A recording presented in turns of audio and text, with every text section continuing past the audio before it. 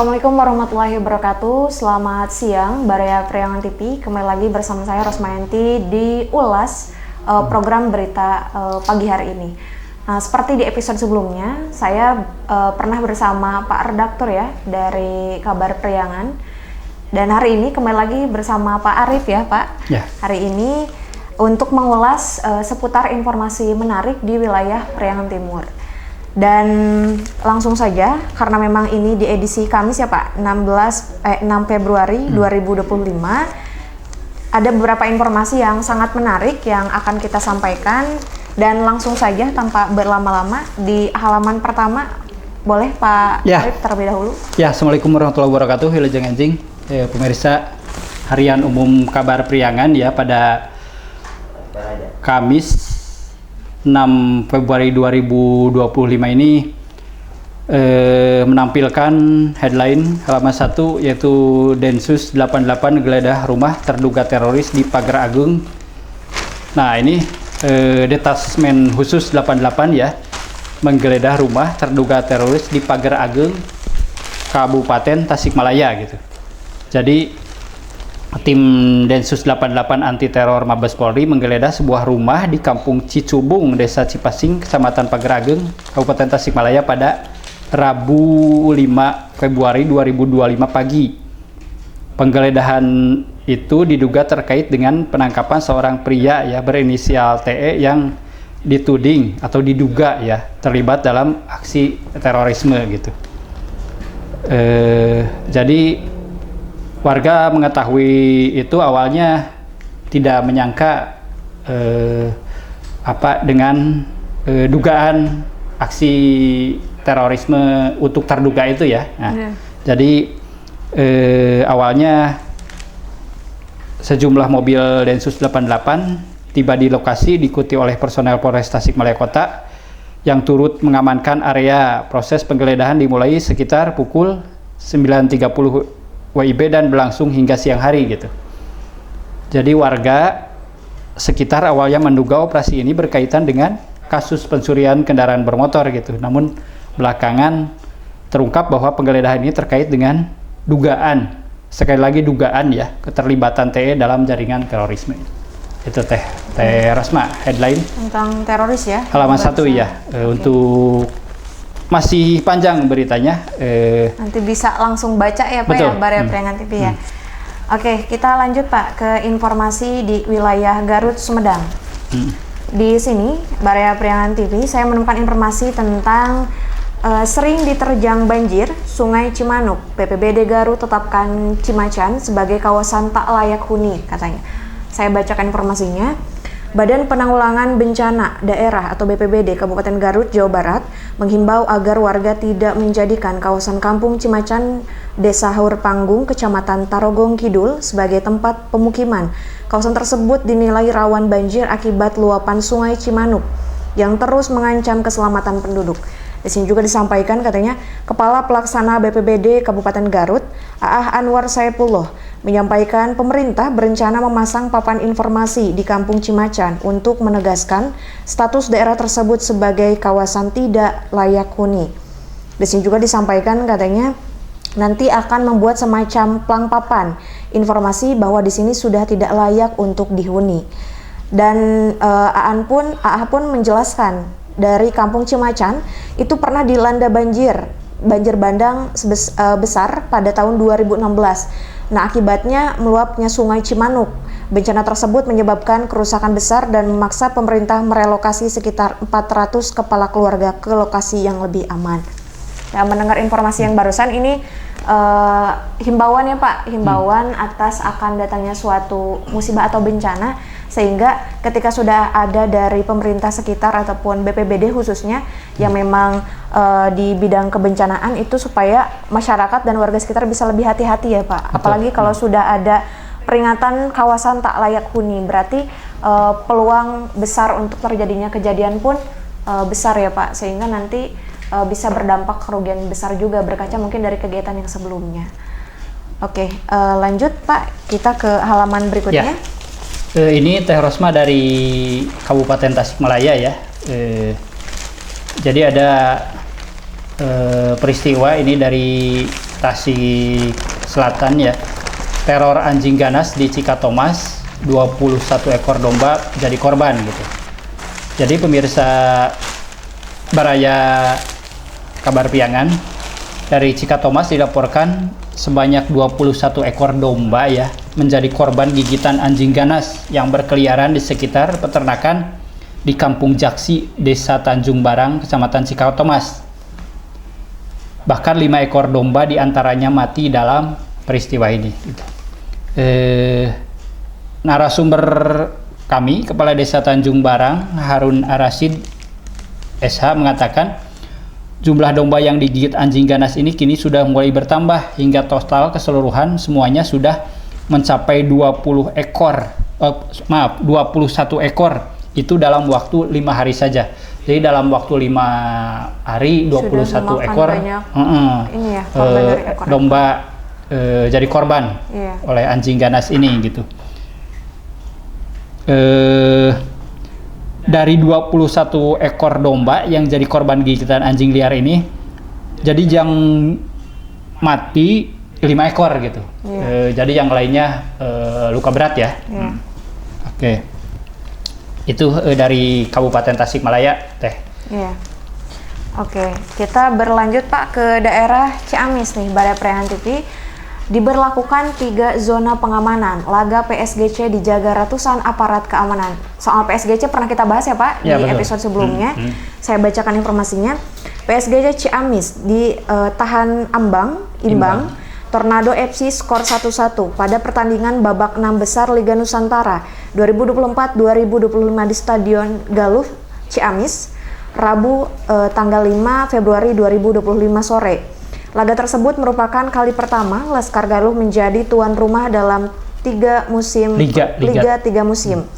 Di sini juga disampaikan katanya dalam pertandingan tersebut, panitia pelaksana atau panpel pertandingan PSGC menyiapkan pertandingan sejak jauh-jauh hari sehingga saat pertandingan telah siap 100% dalam semua aspek. Dan ketua pelaksana juga dari Asep Dedi di sini pihaknya katanya telah memastikan keamanan dan kenyamanan bagi pemain maupun penonton.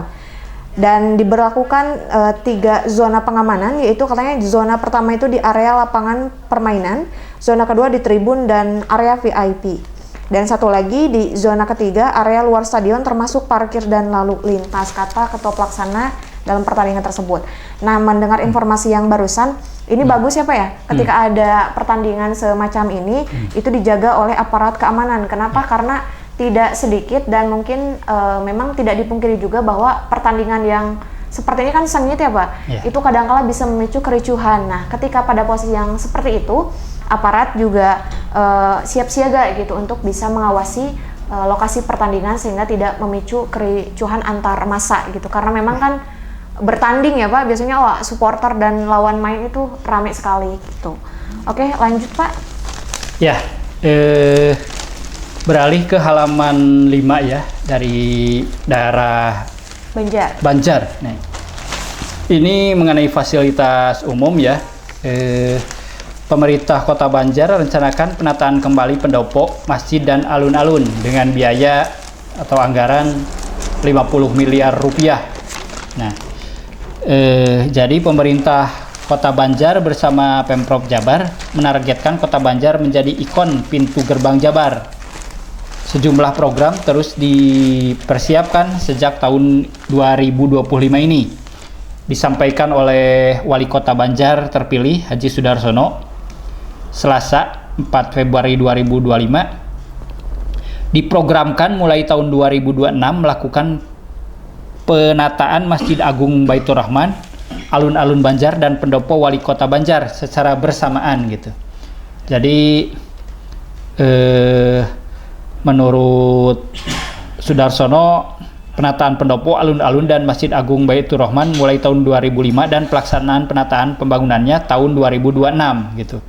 Dengan biaya pemerintah alokasi anggaran keseluruhan sebesar 50 miliar, sekitar 50 miliar. Ya.